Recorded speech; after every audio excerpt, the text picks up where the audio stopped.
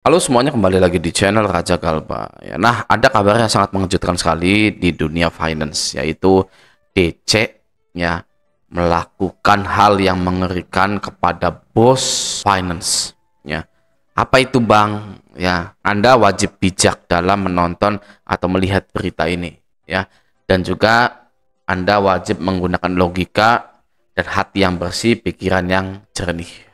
Oke, nah langsung saja kita lihat beritanya yuk di sini ya. Di sini diterbitkan pada tanggal 23 ya bulan ini tahun 2025 ya, kemarin gitu ya. Nah, jadi 4 penculik kacap Bank BUMN ternyata DC, debt collector gitu ya. Nah, ini para pelakunya gitu, para pelaku penculik kacap Bank BUMN ternyata DC, debt collector gitu. Oke, nah kita lihat dulu sebentar ya di sini ya.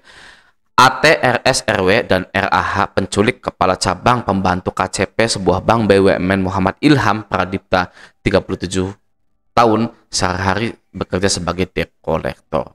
Ya, katanya debt collector, kata Sela 43 tahun ketua RT Johar Baru Jakarta Pusat saat ditemui pada Sabtu sekian gitu ya. Meski begitu, dalam keseharian Sela mengenal salah satu pelaku yang bersikap ramah saat bertemu. Makanya saya kaget kalau ada penangkapan karena dia ramah gitu ya. Oke. Pada Kamis tanggal 21 pagi, istri salah satu pelaku sempat menerima uang sebesar 8 juta dari suaminya. Gitu ya. Terakhir saja dia dapat uang itu. Pagi-pagi pulang itu kejadiannya, dapat uang 8 juta katanya gitu, tapi disita sama polisi gitu kan. Iya, mana uangnya yang 8 juta? Katanya gitu, kata polisi pas gerbek dia, istrinya cerita nih, tambah dia lagi. Dalam kesempatan yang sama, Ketua RW 9 Johar Baru Rizal yang juga suami Sela menegaskan bahwa istri pelaku tidak mengetahui asal-usul uang tersebut. Istri dari DC ini tidak tahu uang tersebut itu dari mana, dari gaji atau dari apa gitu, karena terlalu banyak gitu ya, uang 8 juta gaji DC gitu kan. Oke. Nah, iya, entah itu dapatnya dari peristiwa itu penculikan atau bukan, masih simpang siur. Intinya istrinya nggak tahu sumber dana, biar polisi saja.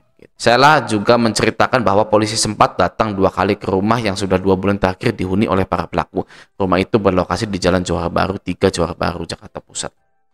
Gitu ya. Kenapa sih mau nyulik nih ya ini ya, kepala cabang BUMN-nya ini?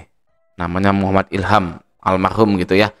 Motif pembunuhan kepala cabang BRI Cempaka Putih diduga gara-gara pinjaman fiktif 13 miliar. Ya, siapa yang pinjam 13 miliar fiktifnya? Oke. Coba kita lihat. Salah satu pelaku diketahui ditangkap saat hendak melarikan diri keluar provinsi, yakni di Bandara Nusa Tenggara Timur NTT. Pelaku RW ditangkap di Bandara NTT saat hendak melarikan diri keluar daerah. Sementara ATRS dan RAH ditangkap di sebuah rumah di Jalan Johar Baru 3. Tadi itu ya, debt collector itu ya. Sementara Kasubdit Resmob di Reskrimum Polda Metro Jaya AKBP Resa Fiardi Marasabesi turut menanggapi penangkapan tersebut. Apa?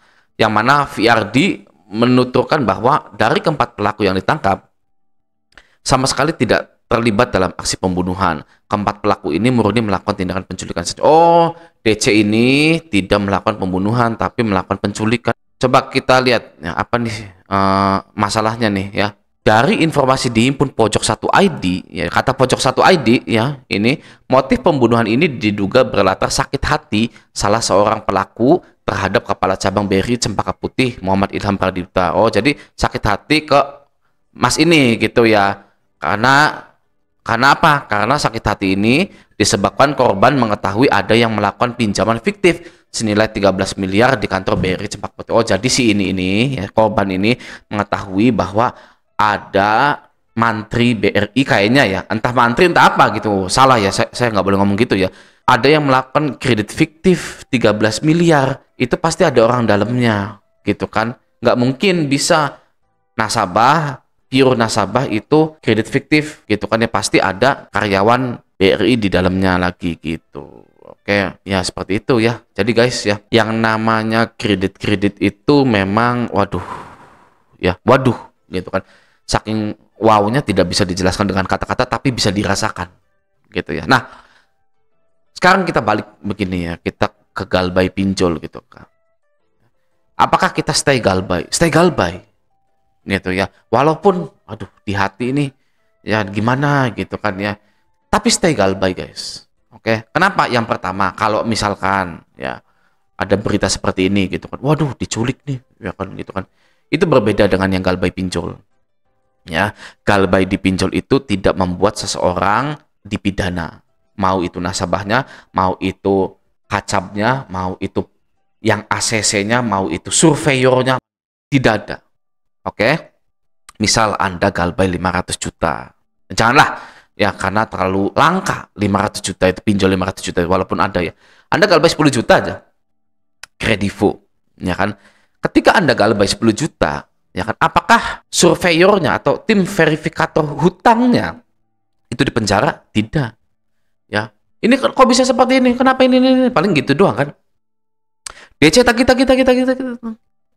Kan seperti itu. Sudah toh. Ya, tidak ada yang namanya wah, kamu nipu ini begini. Kamu masuk penjara. Tidak ada, guys. Beda dengan ini. Ya. Ini 4 penculik ini, kacap ini karena ada kredit fiktif dan nominalnya itu 13 miliar, guys. Sampai 13 miliar. Kalau kredit fiktifnya hanya 10 juta, 20 juta, kayaknya sih diselesaikan dengan kekeluargaan gitu ya. Paling ya kalau ratusan juta dicicil, masuk ke pengadilan. Ya kan, ini 13 miliar loh. Ya kan? Apakah uangnya sudah habis 13 miliar ini? Ya kan? Kayaknya sih sudah habis. Gitu kan, makanya ada kasus penculikan dan pembunuhan juga. Gitu. Kalau belum habis 13 miliar, aduh ketahuan, ya kan. Paling terburuknya untuk pelaku ini mengembalikannya, guys. Ya, mengembalikan. Saya kembalikan saja. Misalkan saya kembalikan sisa 10 miliar.